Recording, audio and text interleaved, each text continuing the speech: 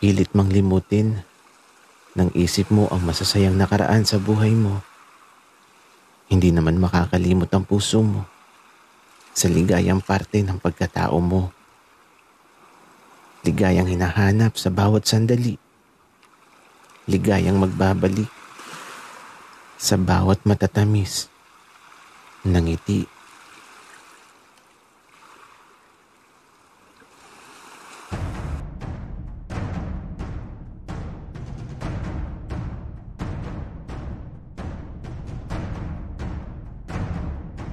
Kaibigan, huwag mong kalimutan mag-subscribe sa aming channel at huwag din kalimutan i-click ang notification bell at subscribe button. Subscribe na!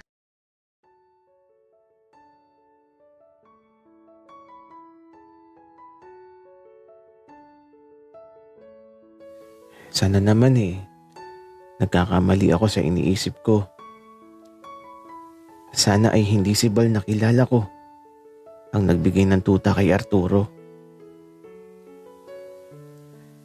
Kaya ito, sa pagsapit ng gabi, gusto ko sanang magtanong kay Arturo kung ano itsura ng Bal na nakilala niya.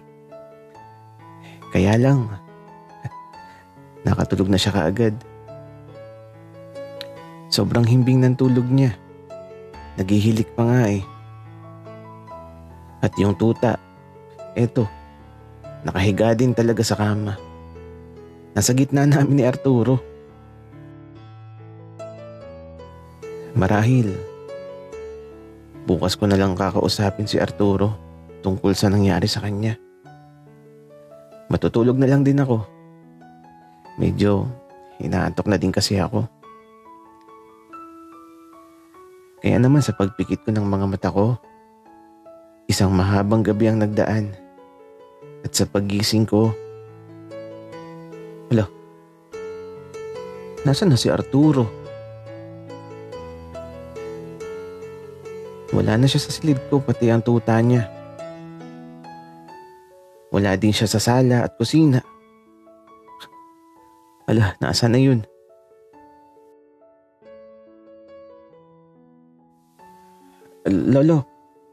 Lola, nasaan po si Arturo?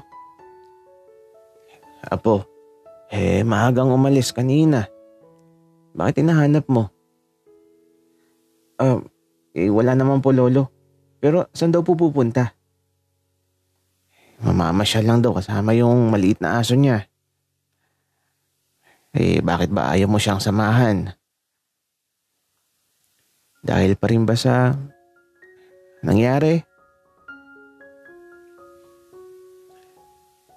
Lolo, ayoko nang pag-usapan ng nakaraan. Apo, di mo kayang takasan ng nakaraan. Nagulat nga ako nang bigla kang bumalik. Sabi mo hindi ka na babalik pero ngayon, andito ka. At tadhana na mismo ang nagbalik sa'yo sa lugar na to. Lolo, hindi na mahalaga kung ano man ang nakaraan. Nasanay na din naman kasi ako. Okay na ako. Nakamove on na ako. Kung nakamove on ka na, Apo, bakit di ka lumabas at harapin ang mundo? Kasi maganda kung lalabas ka para naman masikatan ka ng araw.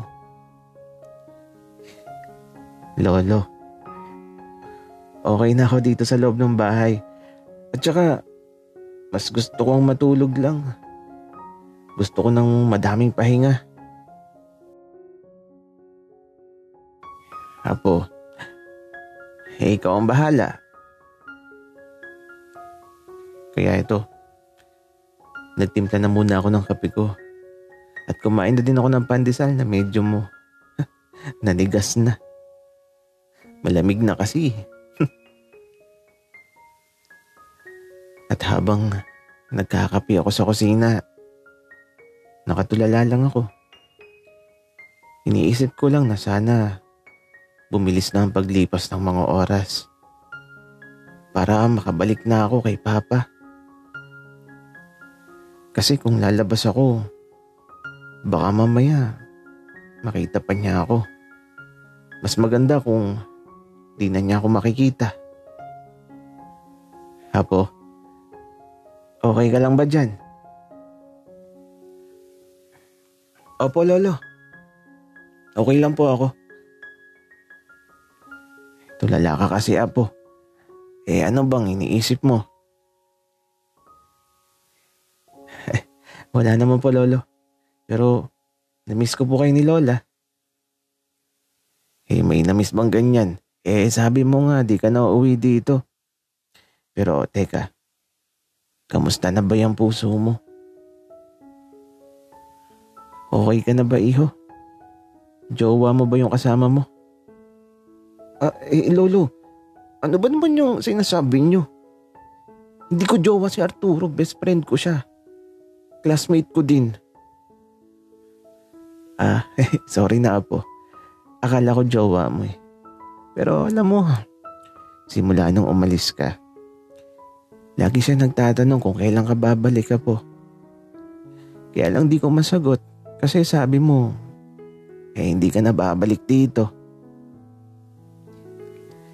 Lolo, kapag nagpunta siya dito, sabihin nyo, di pa ako nabalik. Apo, alam mo minsan, kailangan nating magpatawad para di tayo makulong sa kalungkutan ng nakaraan. Lolo, okay na ako. Nakamove on na ako, tsaka kinalimutan ko na siya. Ay, nako, Apo. Ganyan din ang lola mo dati. Hindi na daw ako mahal. Kakalimutan na daw ako. Pero 1 linggo lang ang nakalipas. Aba, nagpabuntis sa akin. Kasi ayaw na daw niya akong mawala sa buhay niya. Hello? Grabe naman yung lolo. Parang iba yung kwento ni Lola. Kasi ang sabi ni Lola, nagmakaawa ka daw na huwag kanyang iwan at gagawin mong lahat. Para lang di kanya iwan. Apo, Benji, huwag kang maniwala sa lola mo. Sa akin ka maniwala. Kasi kung di mo na itatanong, napakagwapo ko nung kabataan ko.